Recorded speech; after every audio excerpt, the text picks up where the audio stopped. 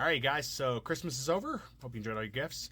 Maybe you got some gift cards. And this article here from the AP, The Secret Life of Gift Cards. Here's what happens to the billions that go unspent each year. So I kind of knew some of what they talk about in this article because of the fact that I used to work in a retail store that was an entertainment store. I'm not going to mention the name because they are still around. I think I'm potentially still liable for trouble if I mention the name for it. But this article details some things you may not know. So let's go back in time, kids. Once upon a time, and we're talking pre-2010, because something changed in 2010. I'll get to that. But pre-2010, if you bought a gift card, there were no rules on when it had to expire or how long it had to last. So I'm going to tell you a dirty little story here. I worked for an entertainment retailer in a very small town. They were a Texas-based company. If you can go ahead and guess if you want to there in the comments, I can't confirm or deny. And if I leave a heart on your comment, it doesn't mean you're right, but maybe you'll know what I'm talking about. Anyway, they pushed us every year to sell gift cards. There was no competition. They told us that it was part of our job. We needed to sell gift cards like crazy. And I didn't understand why. I didn't get it. My first Christmas with this company, I did not understand why they wanted us to push gift cards so much. So at that time, pre-2010, we would sell gift cards to customers in various amounts. We had preset ones like $5, $10, $15, and then unlimited. You could put whatever amount you wanted on. And here is the really screwed up part. They would start pushing us to sell these cards in November as gifts, all the way through and up into Christmas, okay? And the dirty part about this was the majority of the cards expired in January. So let's say you bought someone a $100 gift card to this store as a gift. They're going to get it. And of course, nobody reads the fine print on the back of those cards.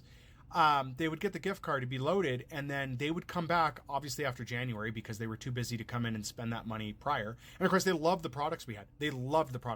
They wanted to buy them. Getting $100 to this store at that time, again, we're talking pre-2010, was surmountable to getting a spending spree on a lot of stuff. You know, CDs were still fairly cheap at the time. You could get a lot of stuff, action figures, rentals. We rented movies out of this place. You get a ton of stuff. I mean, a lot. You know, rentals were $1, so that's 100 rentals, right? But they weren't thinking about the date. So, and then I get the brunt, being a cashier in some cases, where a customer going to pay for their goods thinking they had all this stuff that they're going to buy with this gift card, and then I'd have to inform them, oh, I'm sorry, that expired January 1st. And they'd be like, you got to be kidding, I just got this in December. And of course, some people would bring back the person who bought the gift card because they wanted to complain. And the dirty part is that the company got to pocket all the money because all they had to claim was, oh, you didn't use it within the estimated time. It tells you right there on the card. Beyond that, the other dirty thing about this is the mentality of the customer. A lot of the time, the majority of the time, while customers would get upset, they'd already picked out the items, which means they were already vested in the fact that they were going to own them. So they'd end up paying cash anyway. Not only did this store get the money from cheating them on the gift card, they also got the money off of the person buying the product. Really, really crappy. So anyway, 2010 came around, laws were passing, and gift cards can't, and the article says this, gift cards can't expire. It's like 5 years you have until the gift card expires. Now they can charge you fees and decrease the value with those fees over the 5 years, but they can't, they can't make it not good. It has to last for like 5 years. So why am I pointing this article out beyond that and that fun little story? It's because corporations have a word for everything. And when you talk about crappy business practices, bad business practices that get companies in trouble, this is one of those things. So they have this term called breakage, and the article talks about that. Breakage is when companies calculate how many of the customers that have gift cards are not going to use the gift cards. And then they spend the money before you've redeemed it. That's what they do.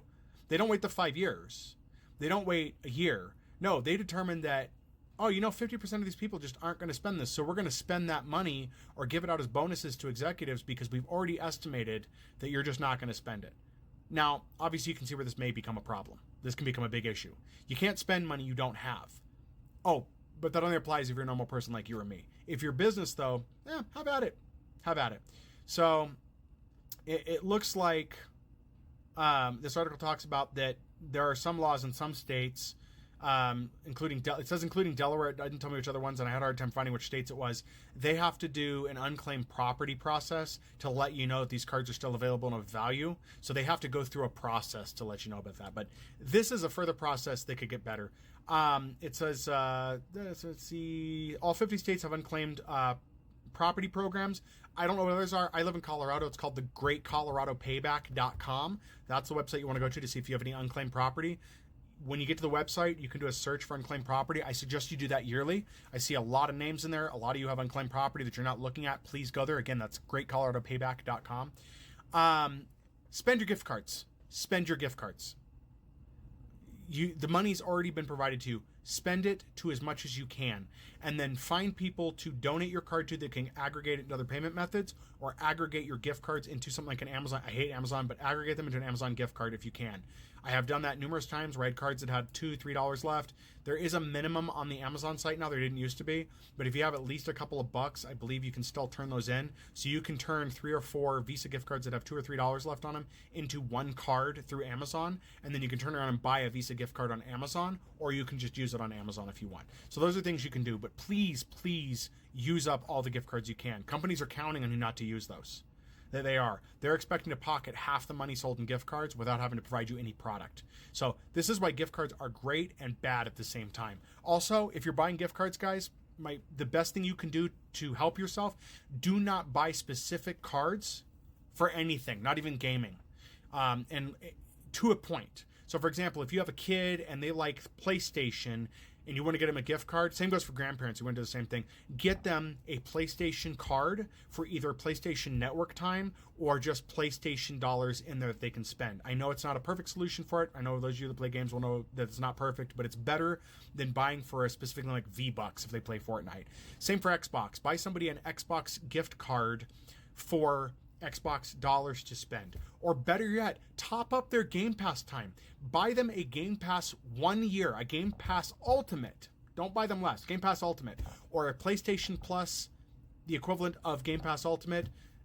Have somebody that's knowledgeable help you with these things, but buy them game time. That is much better. That is a great gift to let somebody know that for a year they don't have to worry about buying Game Pass or the PlayStation Plus stuff. Okay? Don't buy restaurant gift cards to people. Get them a generic Visa gift card if you're going to do it. Don't get them a specific one. I know your thought process. I know you love Red Lobster, so I got your Red Lobster gift card. Stop that. Get a generic Visa gift card that has better terms than the retailer that you think you're doing a good job for. Trust me, it's better, and you're giving somebody more choice. Maybe they don't want Red Lobster.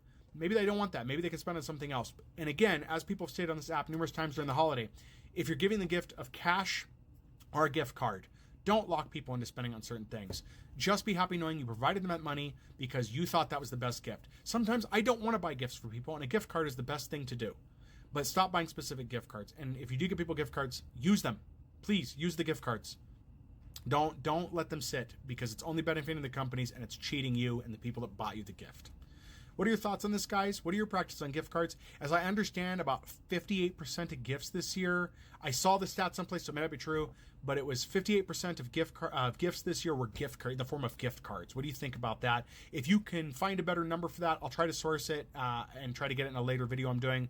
But what do you think about that number? And have you decided to buy gift cards instead of gifts for people? Do you think gift cards are a cheap gift? Do you think it's an awful gift? What are your thoughts?